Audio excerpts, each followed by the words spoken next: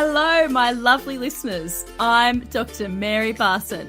And I'm Dr. Lucy Burns. Welcome to this episode of Real Health and Weight Loss. Good morning, lovely listeners. It's Dr. Lucy here again this week, and I am without my beautiful friend, Dr. Mary, but I have a wonderful guest for us to have a chat with this week. From across the seas, living all the way in Spain, is another doctor, Dr. Orlena Kerek, who goes by Dr. Orlena, who's another beautiful soul in the world who loves to help women develop healthy relationships so they can live their best lives. So welcome to the podcast, Dr. Orlena.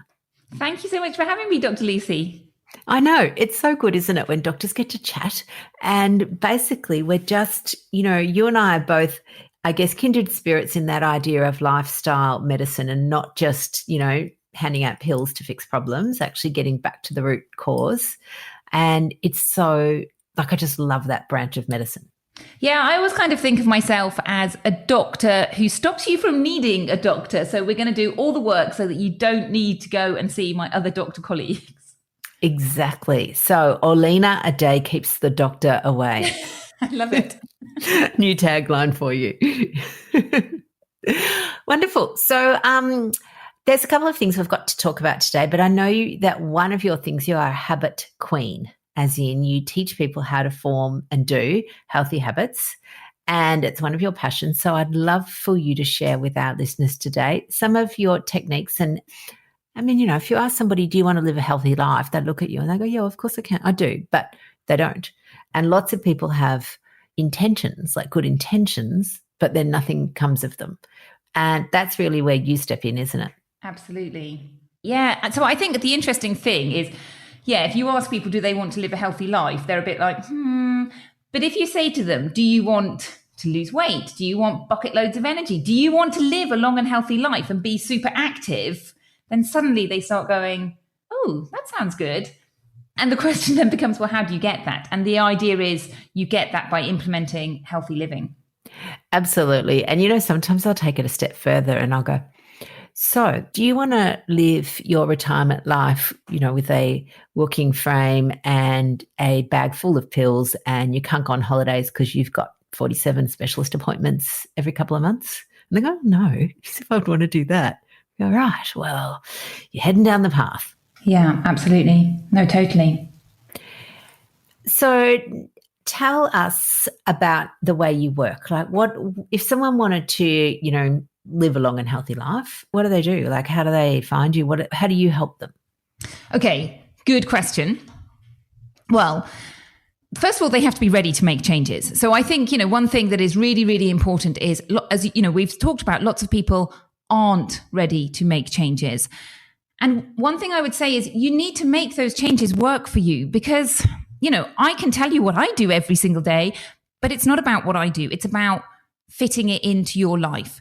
So the way I work with people is I teach 4 pillars. I teach healthy eating, which is so important for so many reasons, but essentially weight loss is your issue.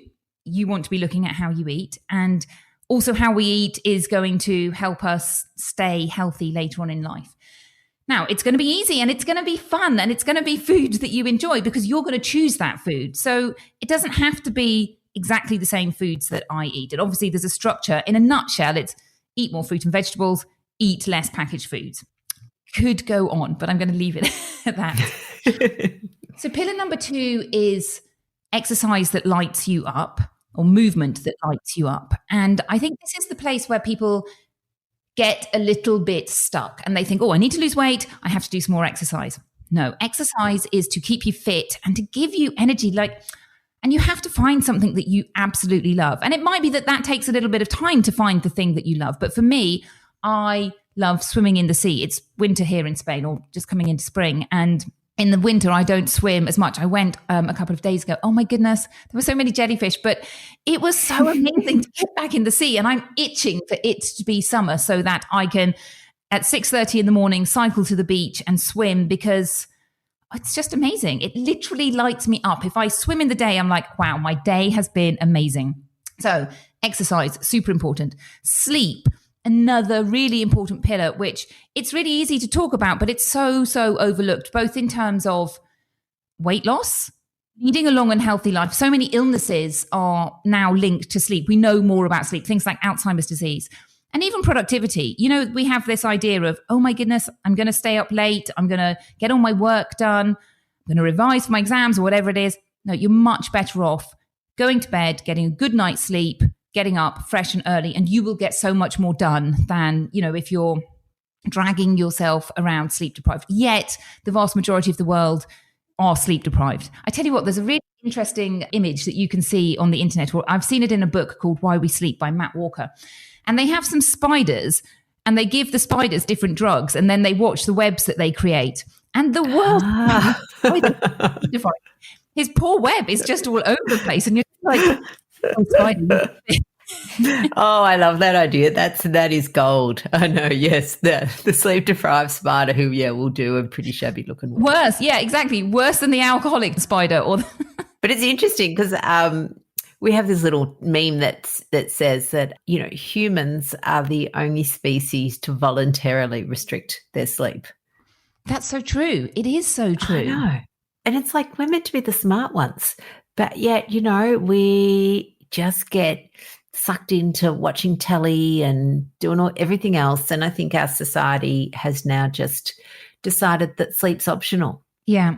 And sleep's not optional. It's so, I call it delicious, healthy sleep. And, you know, I have built up habits around my sleep so that now I just go to bed and I lie in bed going, oh, my bed is so snuggly and amazing and I love it. And I wake up in the morning going, I feel so refreshed. It's time to get out of bed now. And that's the way it should be. So pillar number 4 is emotional wellness. And I package everything under emotional wellness. So, you know, you might want to talk about social relationships, stress. I put all of that in their mindset. And specifically with the work that I do with my clients, a lot of it is looking about our relationship with food and emotional eating. And so often, well, actually, the vast majority of the time, people who have problems with weight, it's because of emotional eating. And that little bug always raises its head. And until you fix that, it doesn't matter. I can tell you how to eat. I can tell you to go and eat all the vegetables you want. And you'll start off really, really well. And you'll go, really, really enthusiastic, loving these vegetables, loving this new way of life. Suddenly life happens. Life always happens. We're really busy. And that's when that emotional eating starts again. And until you fix that, you're just back to square one again. So it's a really, really important thing. I think that emotional wellness piece is really the foundation. And it's the piece that a lot of people aren't aware of because it is now being taught more in schools. But when we were growing up, it wasn't taught and people didn't ever talk about emotions or how we can change our emotions. I used to think emotions fell from the sky. If I woke up happy, I woke up happy. If I woke up sad, I woke up sad. If I woke up stressed, I woke up stressed. And, you know, particularly as a working doctor, there was nothing I could do about that. But there is so much you can do about it. Oh, absolutely. And I think, look, you've just highlighted so many things as you were talking there, my brain's going, yes, ding, ding, ding. So I think, you know, there was a time where everyone said that weight loss or weight management was 50% diet, 50% exercise. And then, you know, when I realized that for me, it was actually about 80% diet. And then I'm going, so it's 20% exercise, like the exercise was just the default. And then I actually realized it's actually about 95% mind management, because it doesn't matter what your plan is. If you can't implement the plan, then it's useless. Yeah. So, and understanding how your brain works and the little stories that it puts up to, you know, sometimes sabotage yourself, or to the sort of way in which you look at a problem can actually make it harder for you to make change. Yes, definitely. And then on that note, the thing that sabotages us so often is our habits. And that's why I love habits, because habits are things that we just do without thinking. Here's a really interesting, you know, we pick things up. When my son was younger, his mother used to cook a joint of meat every Sunday. And, you know, she'd have this joint of lamb. She would cut the end off and put it in the oven. And my son said to her, well, why do you cut the end off? And she said, I don't know. Let's go and ask your grandmother. So they asked the grandma, well, why do you cut the end of the joint off? And she said, well, because my oven is too small for it to fit in. But you can see how this gets passed on. This is the way we do things. We've been taught how to do things, and we just do things without thinking until somebody goes, well, why are we doing it this way? And it's because there was a reason 2 generations ago. That reason is no longer valid, but we carry on doing things like in exactly the same way. And, we have habits from childhood. Why do we brush our teeth? Because our parents made us brush our teeth for years and years and years and years until we now just do it without thinking about it. And so that's where, we really need to pay attention to our habits, because quite a lot of habits we do without realizing them.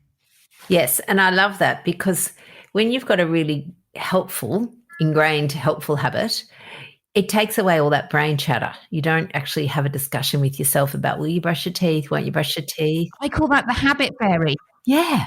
How many teeth am I going to brush tonight? Maybe I'll just start with one. You don't do any of that. You just brush them. And in fact, sometimes I've brushed my teeth and then I can't even remember if I've done it. So I have to go back and do it again. But it only takes 2 minutes. So it doesn't matter. No, it doesn't. It doesn't. And on that 2-minute thing, what I love about that is the idea that it doesn't have to be a massive change to make a massive difference. So 2 minutes, twice a day to brush your teeth, so 4 minutes out of your whole life, gives you good, healthy, beautiful teeth versus no minutes a day. And people often think, I can't be bothered doing that change because it's not worth it. It's too small. Yeah. What are your thoughts on that? You're so right. It's the small changes that add up. And one of the things that the way that you can tell, well, is this going to make a difference or not? Think about, okay, so if I were to do this every single day for a year, say, for example, the answer, I'm going to walk around the block. I'm going to spend just 10 minutes a day walking around the block. Well, that's an hour a week. That's 360 or so hours in a year. That's a lot more exercise than zero exercise. So if you had a year of no exercise, you're in one place. And if you have a year of just doing 10 minutes a day, you're in a much better place. It's one of those analogies of those big old steamboats that they used to have that would go from, say, Liverpool to New York, and they would just make, if you imagine it leaving Liverpool, I hope you all know where Liverpool is. Think of the UK. England. Okay, it's a long distance. But, it makes a tiny little change right at the beginning. Well, where does it end up? It ends up down in South America rather than North America, because over that distance, it's gone in an entirely different direction. But it just feels like a tiny, tiny change. Yep, absolutely. And I think you're right. It makes it, and it's interesting because a lot of the analogies that we use, we'll talk about paths and change and direction, because that's what we're doing here. We're walking along, the path of life, just to be a tiny bit wanky there. But people think sometimes that the direction they want to go is so far away or too hard that they can't possibly change. They have to do a whole 180 degrees, but you don't. You just have to make a small change and it will get you there. Yeah, I think one of the things is that people are very afraid of change. And I think in order to make changes, you really do have to make a decision that you are going to change. Because what happens to people who go, okay, it all sounds great, I want to lose weight, I want to be healthy, and then they don't make the decision. By default, they actually choose not to do something because they just carry on doing exactly the same thing. And they think, I'll do it next week. I'll come back to that next week. And they never do. So it's like you have to make a positive decision to make change. And think of it as going on an exciting journey. Like when I start work with clients, I want them to feel a little bit nervous. I want them to think, oh my goodness, I'm going on this amazing, exciting journey. Like as if you're going to discover a new city or, go on a lovely journey where you think, yeah, it is a little bit nerve-wracking and exciting, but I'm going to have such fun. And yeah, there might be some obstacles. I might have to wait in line at the passport office or something like that. But I know it's going to be worth it because when I get to the other side, I'm just going to have amazing experiences. And that's where I think people need to be. They need to make that decision. Otherwise, you don't do anything different. You just carry on exactly the same. And if you carry on the same, you get the same results. I would say really easy to carry on the same, but it's also really easy to make changes. And we know if nothing changes, nothing changes. Exactly. I love it. And I love the idea that making no decision is actually a decision. Yeah. Like deciding not to change. People go, I don't know, it seems too hard. I'll just stay how I am. You're often not staying how you are. You're actually heading down the path of poor health or whatever. So trying to then think about your future self so that you're current self can make decisions with your future self in mind. Yes, exactly. And, on one level, I do understand this. People kind of have this, hey, I'm just leading my life, and they think it's not going to be me. I'm not going to get unwell. But I just kind of feel with my doctor hat on, until you're doing everything that is, what I call the basics, eating healthily, basically my 4 pillars, eating healthily, exercising, sleeping, and paying attention to your emotional wellness and stress levels, until you're doing all of those things, you aren't in control. And I know we can never be 100% in control of our health, but we can influence our health hugely. So even if you have a chronic illness, even if you implement all of those healthy things, you may not 100% get rid of the chronic illness, but you're going to be leading a better quality of life because your body is stronger and has more fitness and has more capacity to do all the things, fight off infection and things like that. So there's never a time when doing as much as you can isn't worth it. Oh, absolutely. And I think basically what you're describing there is that, you don't necessarily get to change the cards you're dealt, but you get to decide how you're going to play them. Yeah, absolutely. I love that analogy. I love analogies, my fave. So one of the things that you've got to help people is you've written a book, which I love because it's not just a passive book that you just read a couple of chapters. It's an active style of book, isn't it? It is. And I tell you why I wanted an active style of book, because it's so easy to read a book. You read a book, you put it down and think, yeah, that's great. And then you do nothing and life changes. I've got a bookshelf of beautiful recipe books behind me. And, I buy these recipe books and I think, yeah, this is great. Well, I eat healthily, so it doesn't matter. But, so many people buy recipe books. The idea of a recipe book is to make the recipes. And the idea of all these healthy living books is, we've got the knowledge. We know what a healthy life is. We have to start living it. So the book I wrote, it explains, goes through the 4 pillars, and it's got worksheets in it so you can think what you are doing now. And there's questions like, how many vegetables are you eating? How many portions of beans and legumes are you eating a day? Can you increase that? I think you can. Then it goes through, okay, so which changes are you going to make?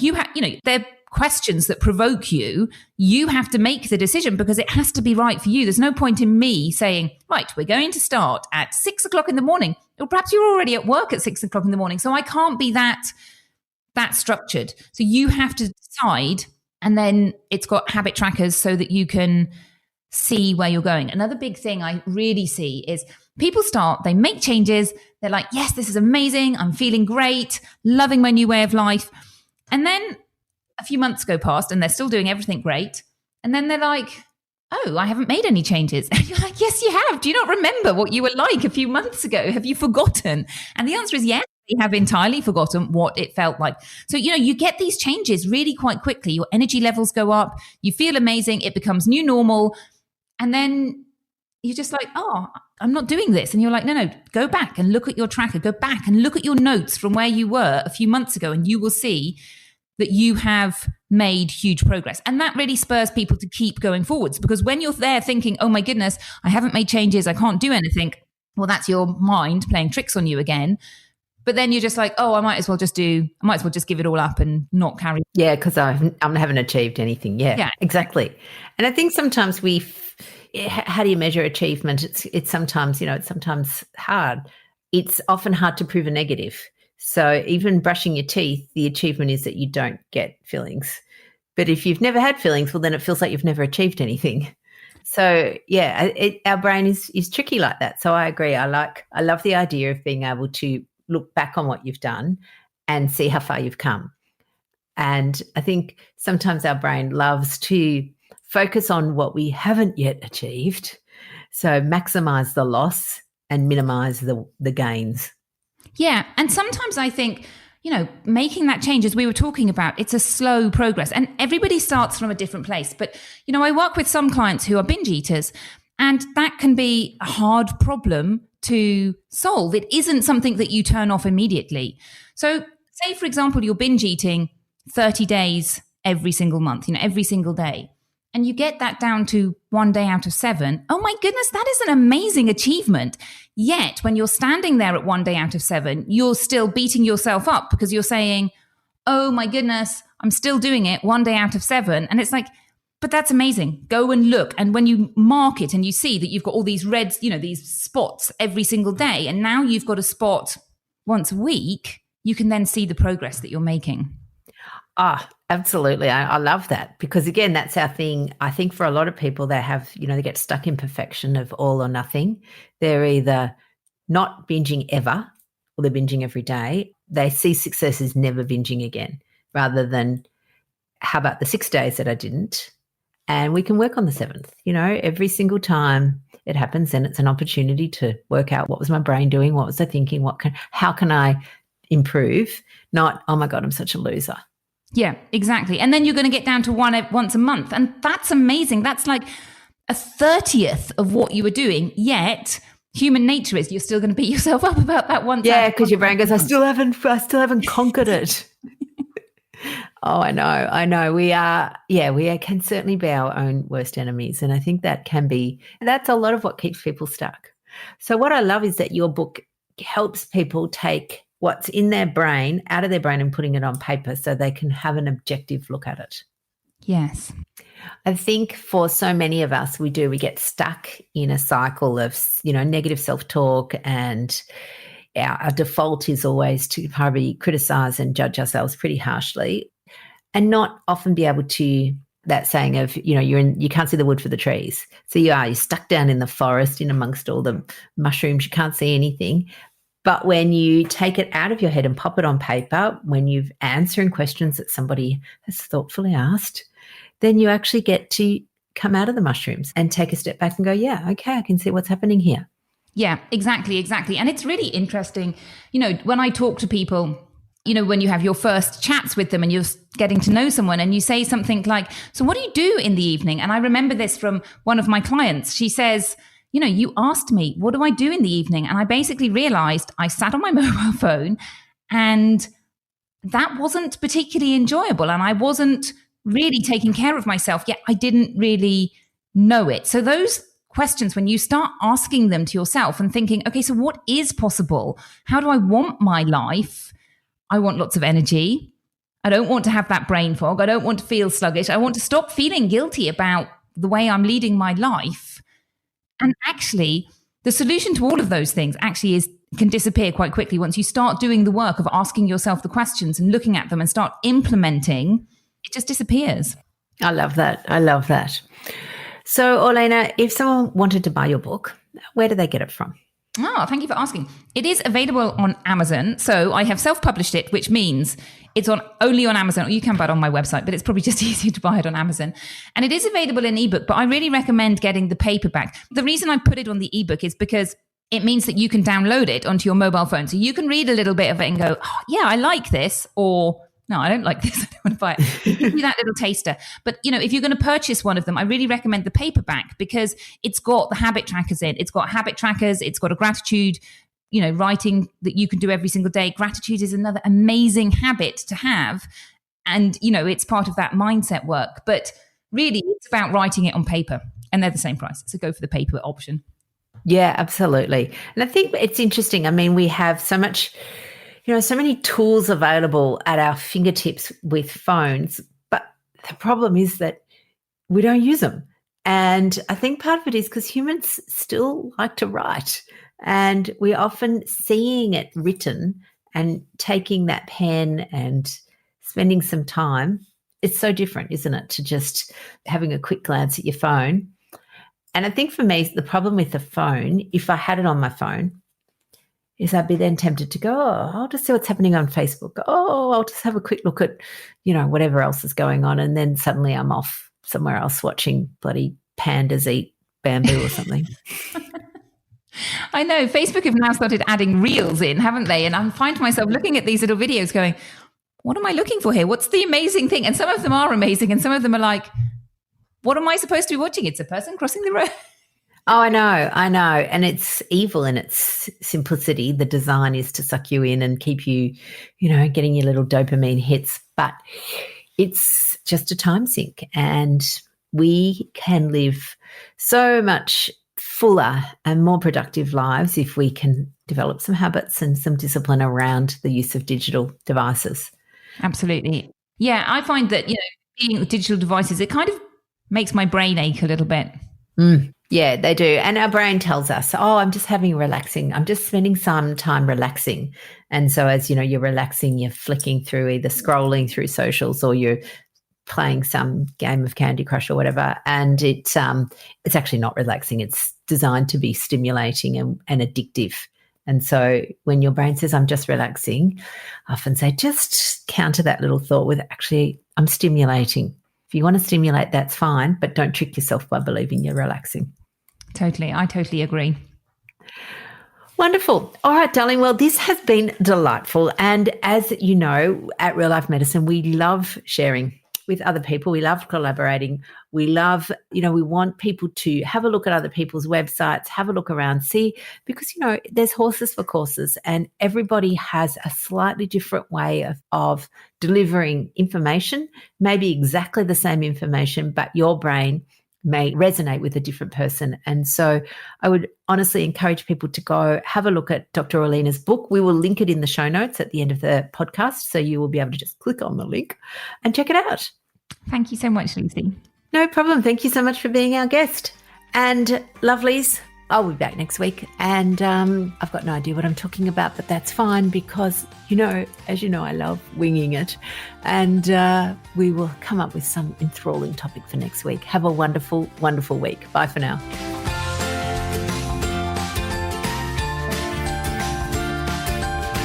So, my lovely listeners, that ends this episode of Real Health and Weight Loss. I'm Dr. Lucy Burns. And I'm Dr. Mary Barson. We're from Real Life Medicine. To contact us, please visit rlmedicine.com. And until next time, thanks for listening. The information shared on the Real Health and Weight Loss podcast, including show notes and links, provides general information only. It is not a substitute, nor is it intended to provide individualized medical advice, diagnosis, or treatment, nor can it be construed as such. Please consult your doctor for any medical concerns.